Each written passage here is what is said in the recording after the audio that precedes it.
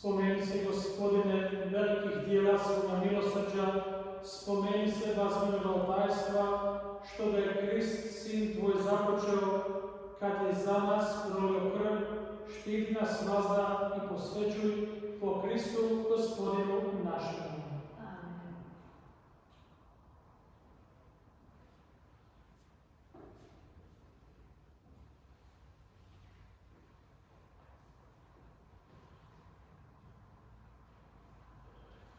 Čitanje knjige proroka Izaije.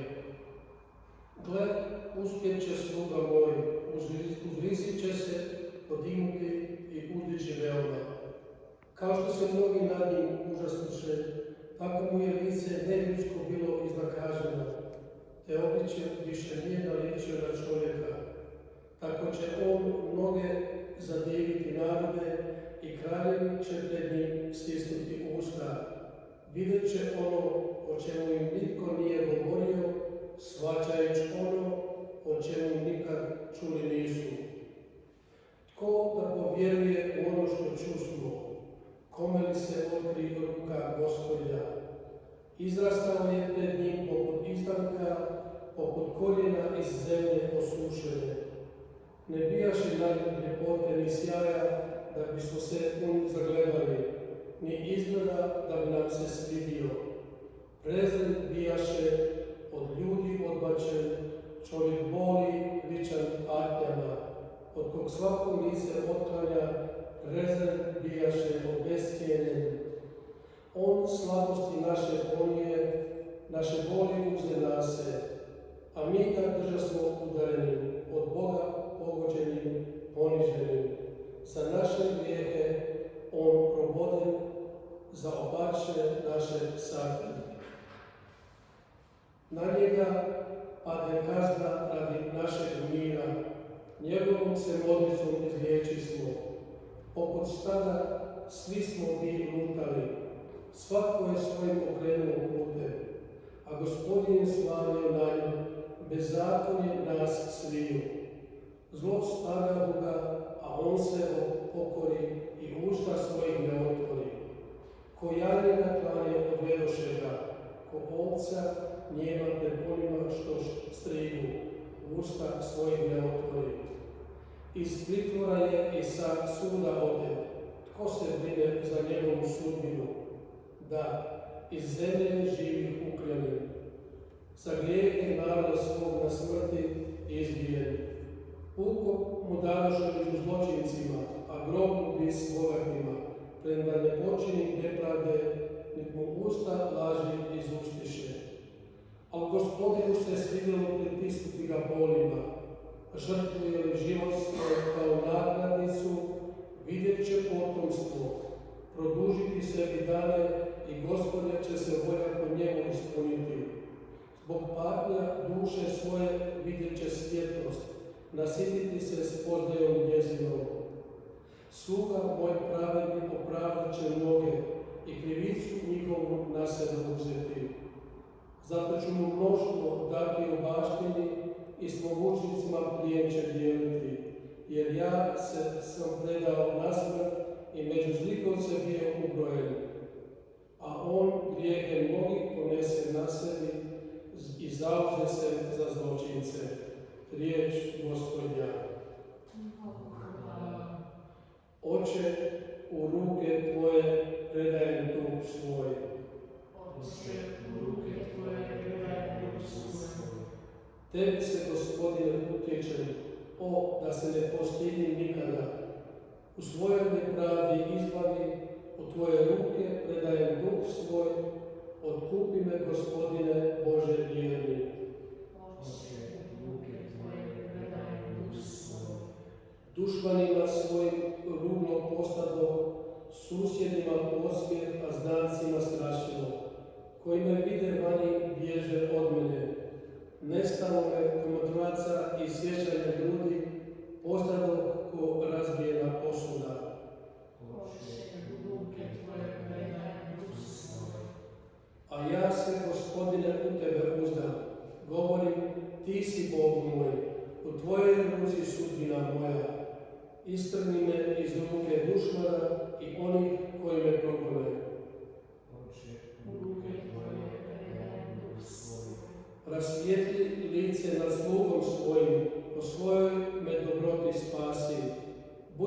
radni i jaka srca, svi koji se u Gospodina uzdate. Oče, u ruke Tvoje predaj duh svoj.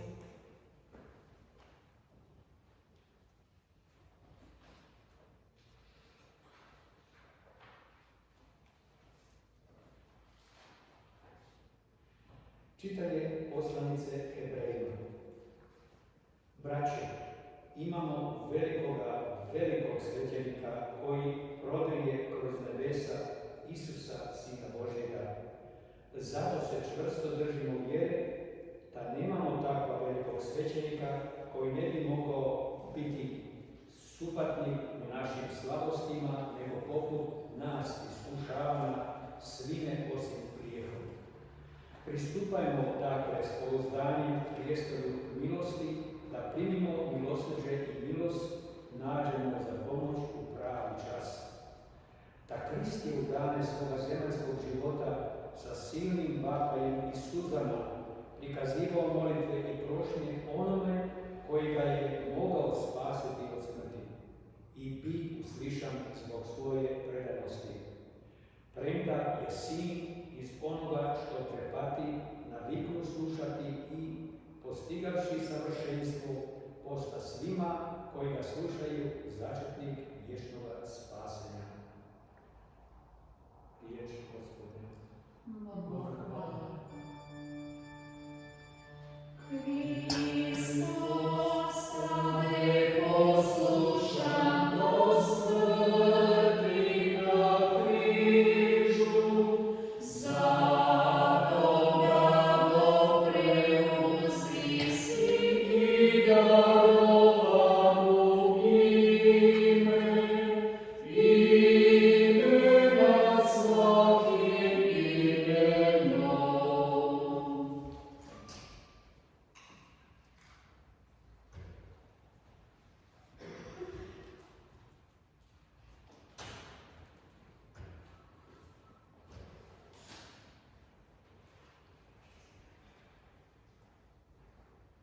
Muka Gospodina našega Isusa Krista po Ivanu. U ono vrijeme iziđe Isus sa svojim učenicima na drugu stranu potoka Cedrona. On je bijaše vrt u koji uđe Isus i njegovi učenici. A poznavaše to mjesto i Juda, njegov izdajica, jer se Isus tu često sastajao sa svojim učenicima.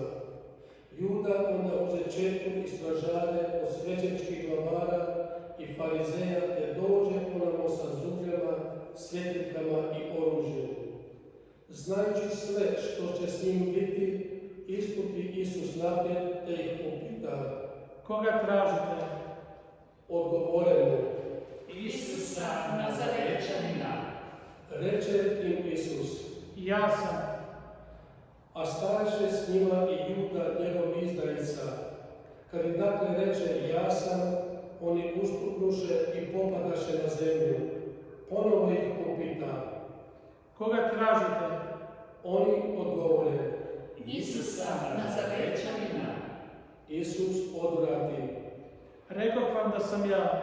Ako dakle mene tražite, pustite ove da odu. Da se ispuni riječ koju reče: Ne izgubih ni jednog od onih koje si mi dao. A Šimun Petar isuče mač koji je imao uza se, pa udari slugu velikog svećenika i odsječe mu desno uho. Sluga se zvao Malho. Na to Isus reče Petru: Dijeni mač u korice, čašu koju mi dade Otac, da ne pijem. Tada četa, zapovjednik i židovske sluge uhvatiše Isusa te ga svezaše. Odvedoše ga najprije Ani, jer on bijaše tast Kajfe, velikog svećenika one godine. Kajfa, pak ono savjetova Židove, bolje da jedan čovjek umre za narod. Za Isusom su išli Šimun Petar i drugi učenik. Taj učenik bijaše poznat s velikim svećenikom, pa s Isusom uđe u dvorište velikog svećenika. Petar ostane vani kod vrata. Tada taj drugi učenik, znanac velikog svećenika, iziđe i reče vratarici te uvede Petra: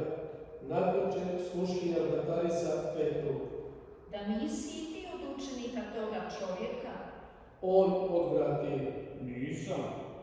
a stajaku ondje sluge i stražari, raspirivahu želenicu jer bijaše studenu i grijahu se. S njima je stajao i Petar i grijao se. Veliki svećenik zapita Isusa o njegovim učenicima i o njegovu nauku. Odgovori mu Isus.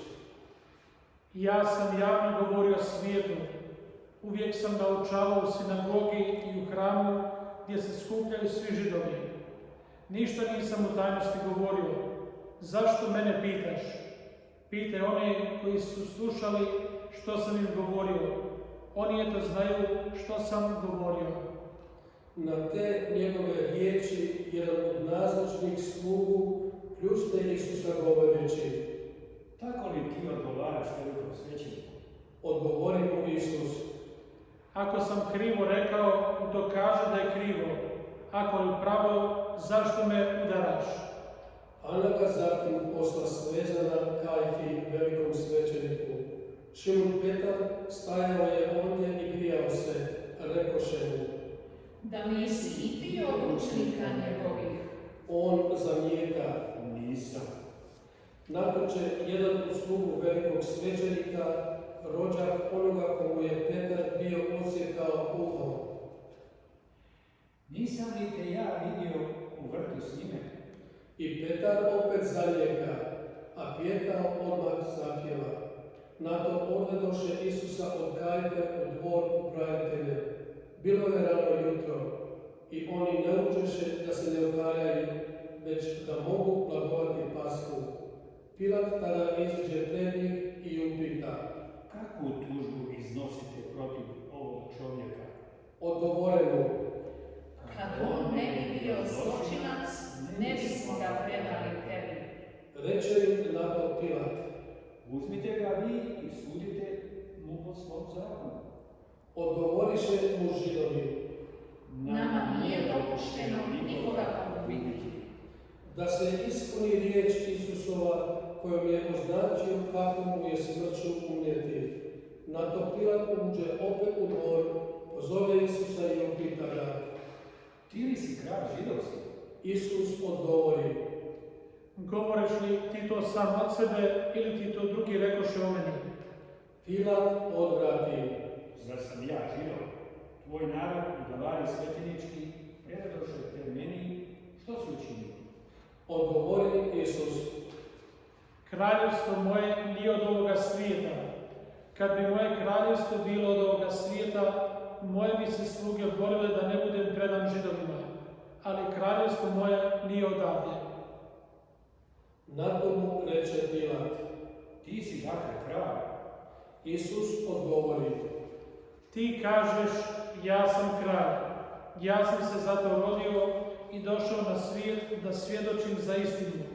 Tko je god od istine, sluša moj glas. Reče mu Pilat. Što je istina? Rekavši to, opet iziđe pred Židove i reče im. Ja ne nalazim na njemu nikakve krivice, a u vas je običaj da vam od Paski nekoga pusti. Hoćete li dakle da vam pusti u kralja židovskog? Povikaše na to opet. Ne toga, nego Barabu. A Baraba bijaše razbojnik. Tada dakle Pilat uze i izbičeva Isusa, a vojnici splekoše vijenac od trnja i staviše mu na glavu i zaogrnuše ga rimskom plaštem. I prilazili su mu i govorili. Zdravo, kralju židovski! I pljuskali su ga, a Pilat ponovo iziđe i reče im. Evo vam da izvodim da znate, ne nalazim na njemu nikakve krivice. Iziđe tada Isus s trnovim vijencem u grimiznom plaštu, a Pilat im kaže. Evo čovjeka. I kad ga ugledaše, glavari svećenički i sluge povikaše. Raspni ga, raspni ga. Kaže im Pilat. Uzmite ga vi i raspnite, jer ja ne nalazim na njemu krivice. Odgovoriše mu Židovi. Mi imamo zakon i po zakonu on mora umrijeti, jer se pravio Sinom Božim. Kad je Pilat čuo te riječi, još se više prestraši pa ponovo uđe u dvor i kaže Isusu: Odakle si ti? No Isus mu ne da odgovora. Tada mu Pilat reče: Zar meni ne odgovaraš? Ne znaš li da imam vlast da te pustim i da imam vlast da te razapnem?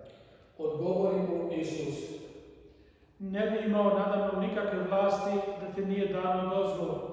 Zbog toga ima veći grijeh onaj koji me predao tebi.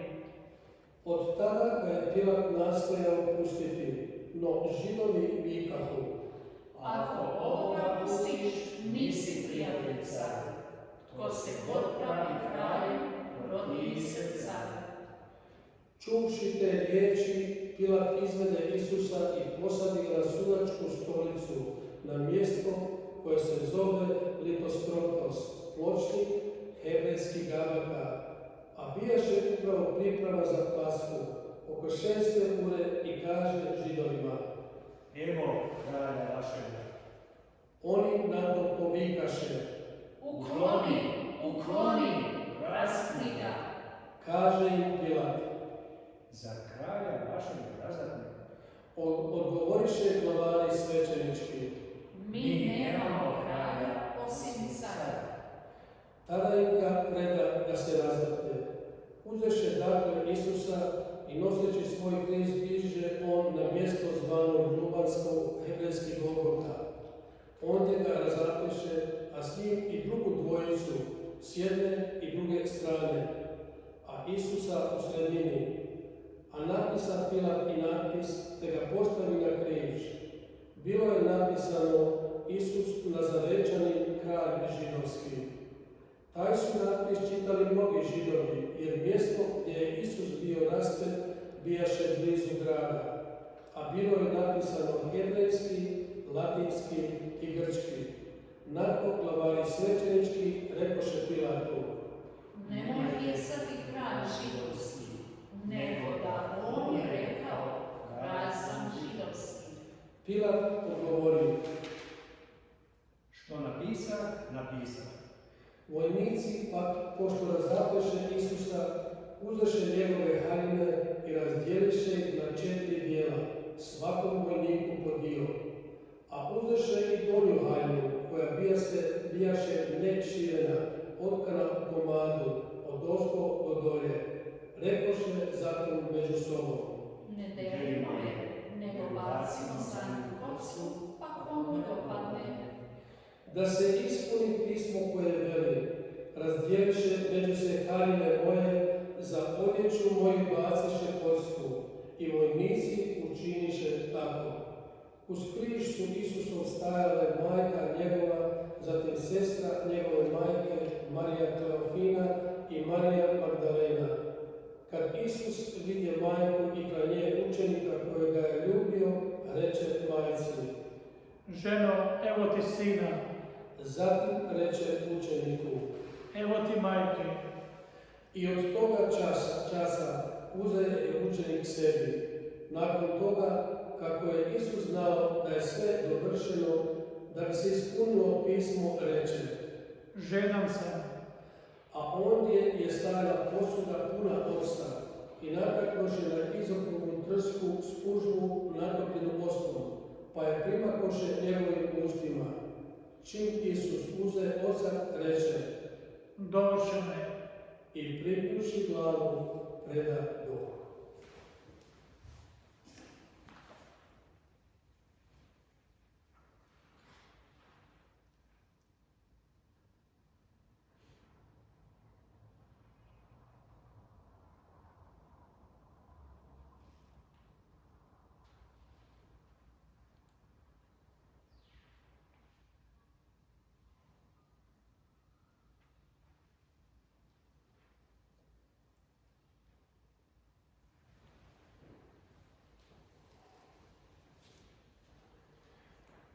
Kako bijaše priprava, da ne bi tijela ostala na križu subotom, jer veliki je dan bio one subote, Židovi zamoliše Pilata da se raspetima prebiju goljeni i da se skinu. Dođoše dakle vojnici i prebiše goljeni prvom i drugomu, koji su s Isusom bili raspeti. Kada dođoše do Isusa i vidješe da je već umro, ne prepiše mu goljeni, nego mu jedan od vojnika kopljem probode bok i odmah poteče krv i voda. Onaj koji je vidio svjedoči i istinito je svjedočanstvo njegovo. On zna da govori istinu, da i vi vjerujete, jer se to dogodilo da se ispuni pismo. Nijedna mu se kost neće slomiti. I drugo opet pismo veli, gledat će onoga koga su proboli. Nakon toga Josip iz Arimateje, koji je kriomice u strahu od Židova bio učenik Isusov, zamoli Pilata da smije skinuti tijelo Isusovo. I dopusti mu Pilat. Josip dakle ode i skine Isusovo tijelo.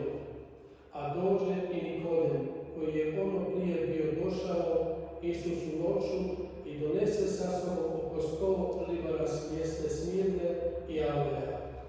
Uzmu dakle tijelo Isusovo i poviju ga u povoje s mirisima, kako je u Židovu običaj za ukop.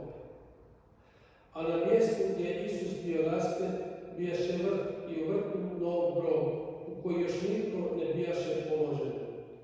On je dakle zbog židovske priprave, jer grob bijaše blizu, položiše Isusa.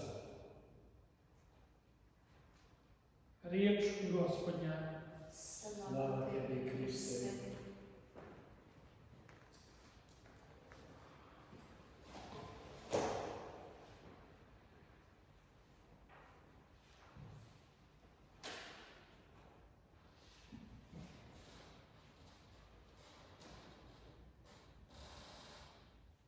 Danas, na veliki petak, slavimo spomen na Isusovu muku i smrt na križu.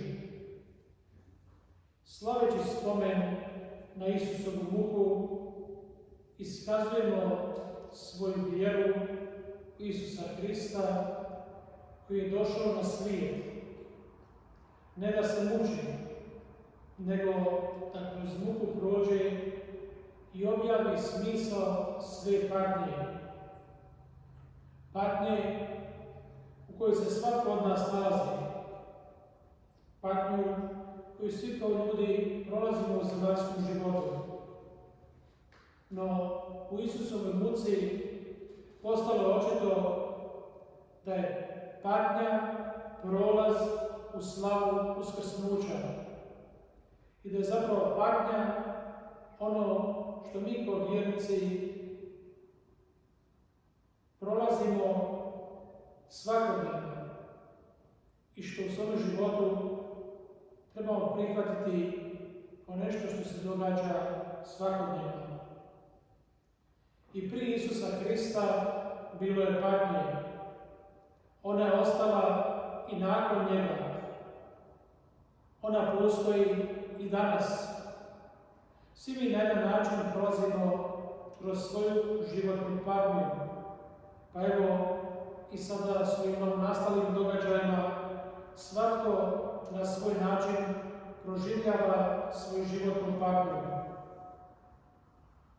Ali s Kristovim križem nešto se ipak promijenilo. Krist je prošao kroz svoju patnju i uskrsnuo. I tu je zapravo ta velika promjena. Nama je pokazao da i naša patnja za nas prolaz u život izobilja, u naše uskrsnuće. Tako da naša ova zemaljska patnja koju proživljavamo nije besmislena, kao što često puta mislimo. Da naša patnja nije tek tako, nego da upravo mi kroz svoju patnju također, poput Isusa Krista, ulazimo u naš vječni život. Zato, evo danas, kada slavimo spomen na Isusovu muku i njegovu smrt na križu, ne trebamo se sažalijevati nad Isusovom smrću, već naprotiv trebamo pred njegovim križem usrdno ga moliti za snagu, da i mi prođemo kroz svoju patnju i svoje umiranje. Jedino s Kristom možemo pobijediti svu patnju u svome životu. Jedino s Kristom možemo doći do snage koja nam je potrebna kako bismo išli kroz nevolje svoga života, kroz patnju, kroz bol, kroz suze i na koncu kroz svoje umiranje.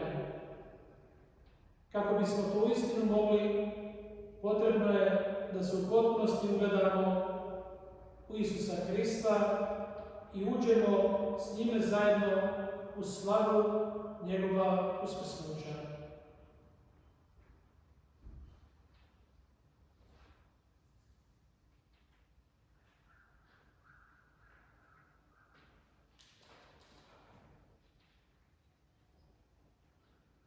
Sada slijedi sveopća molitva.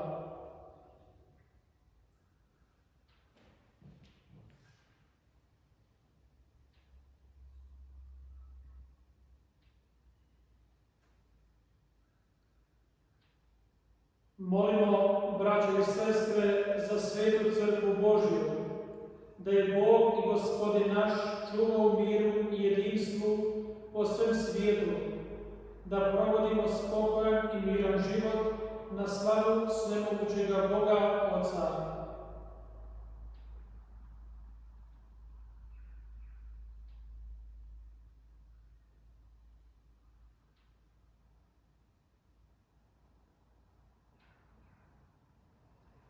Svemogući vječni Bože, Ti si u Kristu objavio svoju slavu svim narodima. Čuvaj djela svoga milosrđa, da Tvoja crkva raširena po svem svijetu, postojnom vjerom ustraje u ispovjedanju Tvoga imena, po Kristu Gospodinu našemu. Amen.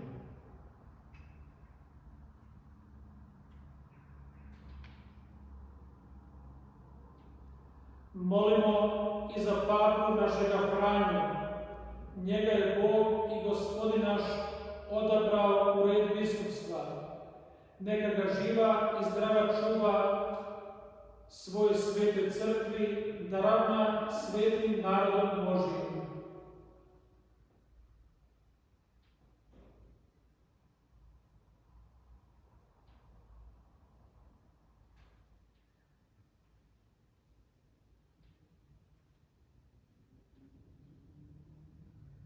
Svemogući vječni Bože, Tvoja mudrost svime upravlja.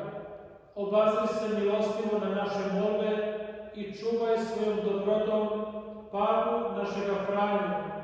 Po njemu Ti upravljaš svojim narodom. Daj mu da porasta u vjeri i ljubavi po Kristu Gospodinu našemu. Amen.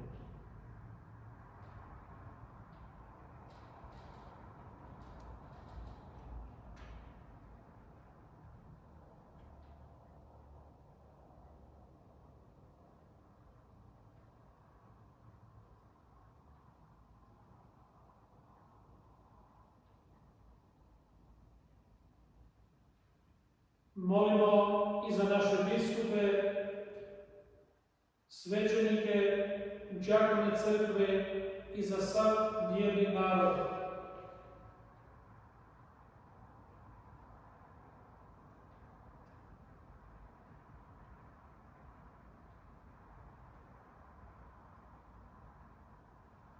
Svemogući vječni Bože, Tvoj duh posvećuje i ravna čitavo tijelo crkve.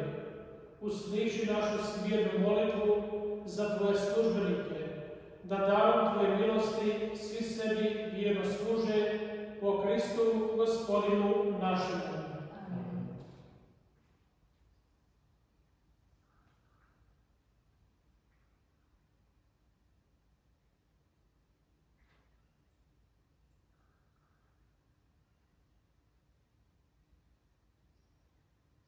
Molimo i za braću koja vjeruju u Krista, da ih Bog i Gospodin naš privede istini i konačno ih okupi u jednu crkvu.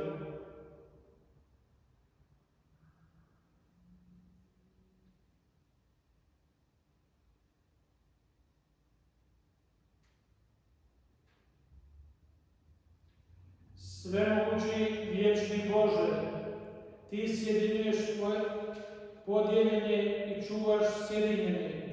Pogledaj na nas, sljedbenike svoga Sina, posvetilo nas je jedno krštenje, daj da nas ujedinjuje cjelovita vjera i povezuje iskrena ljubav po Kristu Gospodinu našemu.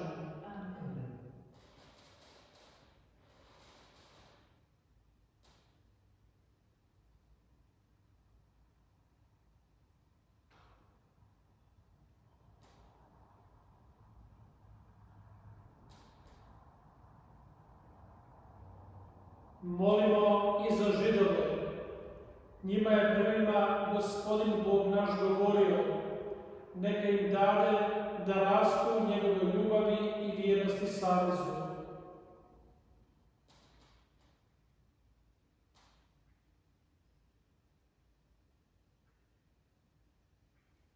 Svemogući vječni Bože, Ti si dao svoje obećanja Abrahamu i njegovu potomstvu. Usliši molitve svoje crkve i narod izraelski svoju prvu baštinu privedi punom otkupljenju po Kristu Gospodinu našemu.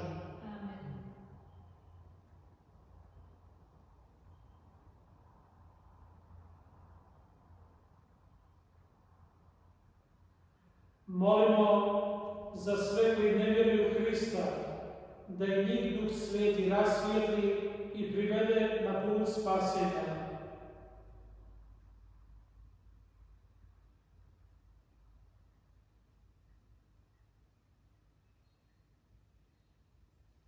Svemogući vječni Bože, daj da oni što Hrista ne priznaju u iskrenosti hode pred Tobom i spoznaju istinu, a nama udijeli da stalno rastemo u uzajamnoj ljubavi.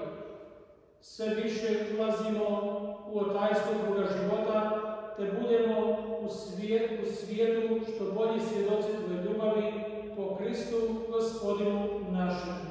Amen.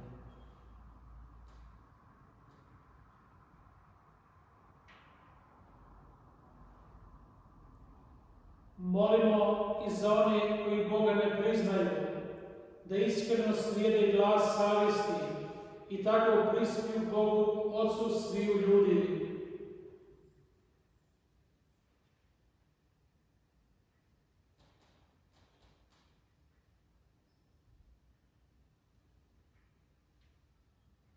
Svemogući vječni Bože, Ti stvaraš u srcima ljudi potrebu da Tebe traže i smirenje kada Te nađu.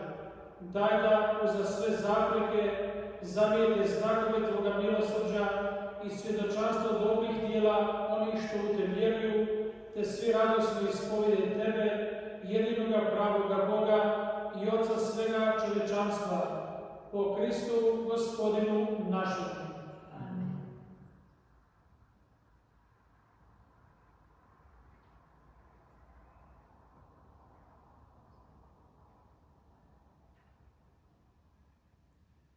Molimo i za sve državne poglavare, da im Bog i Gospodin naš upravi um i srce po svojoj volji, da traže mir i slobodu svih ljudi.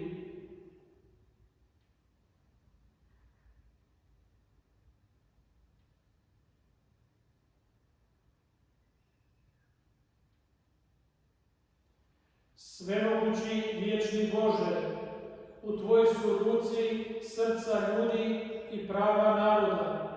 Milostivo pogledaj na one što nama upravljaju, da se Tvojim darom po svem svijetu učvrsti blagostanje naroda, siguran mir i sloboda vjere po Kristu Gospodinu našemu.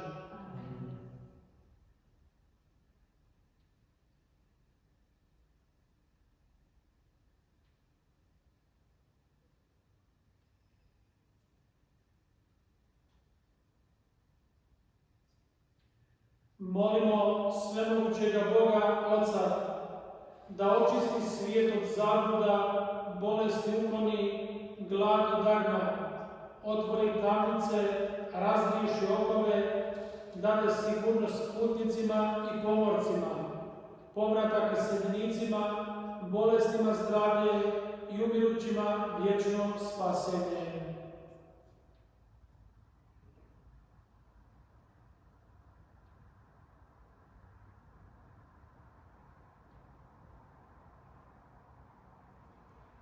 Svemogući vječni Bože, Ti si utjeha žalostnih, jakost izmučenih.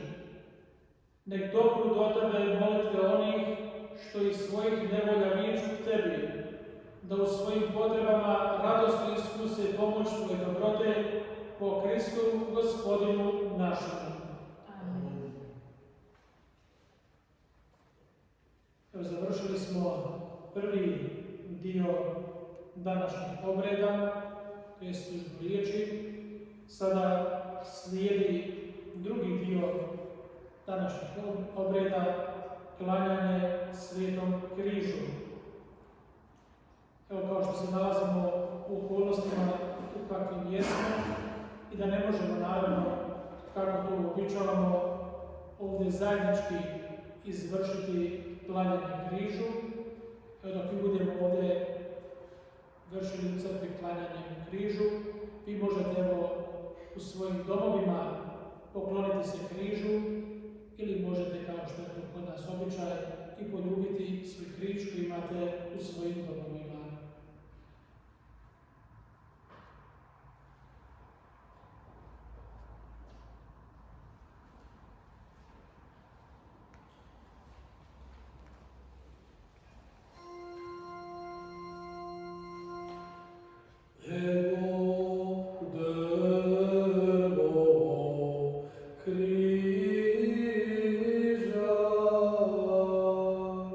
Na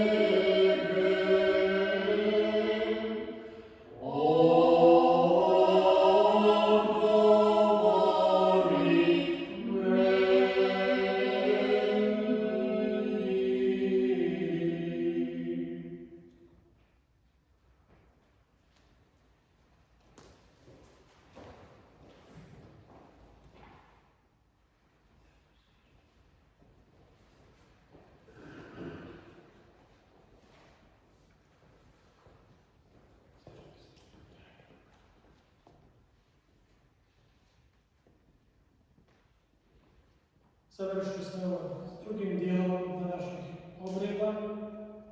Sada slijedi treći dio sveta pričesti.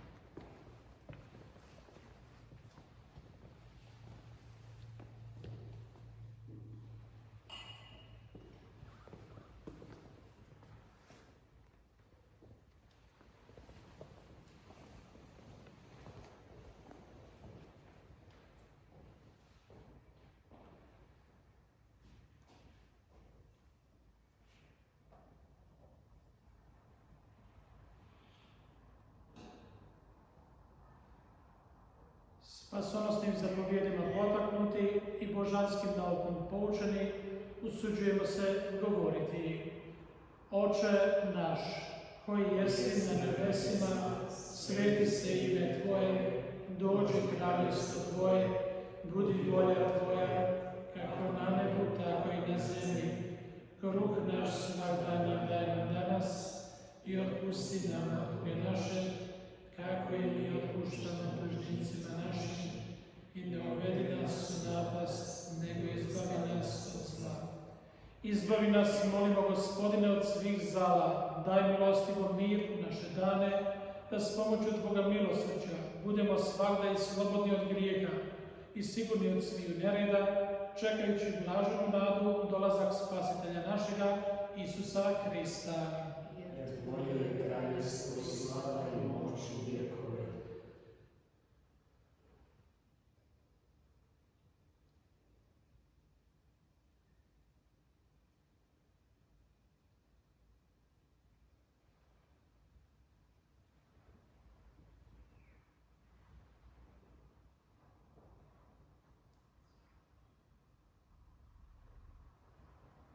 Evo jaganjca Božjega, evo onoga koji oduzima grijehe svijeta.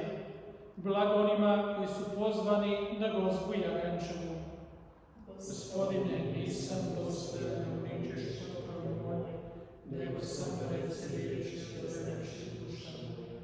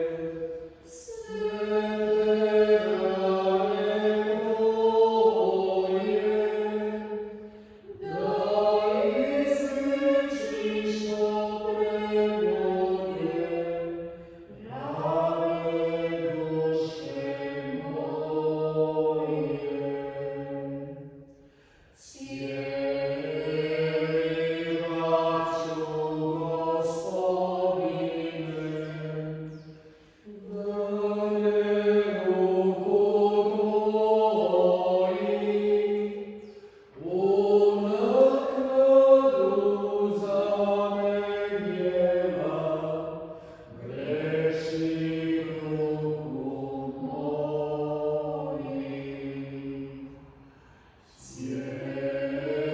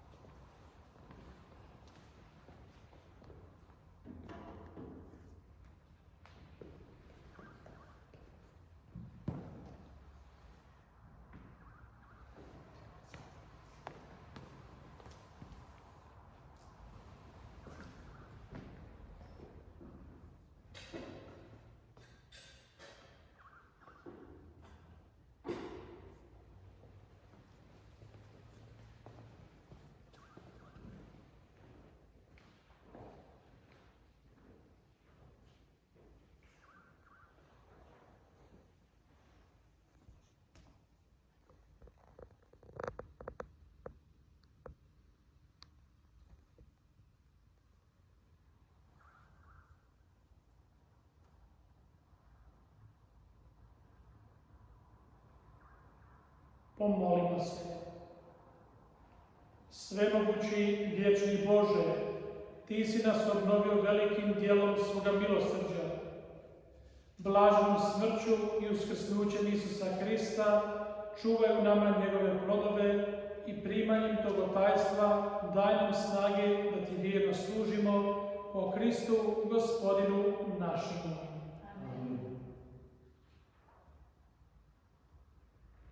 Evo danas završili smo današnje obrede. Današnje obrede se nastavljaju i na sutrašnje velike subote, gdje ćemo imati svetu misu bdjenja sutra u 8 sati navečer. Sada slijedi molitva nad narodom.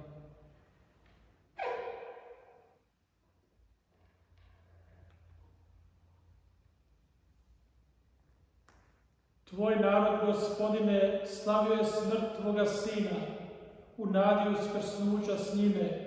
Molimo Te, blagoslovi ga i daj mu oproštenje i utjehu, učvrsti vjeru u vječno otkupljenje po Kristu Gospodinu našemu.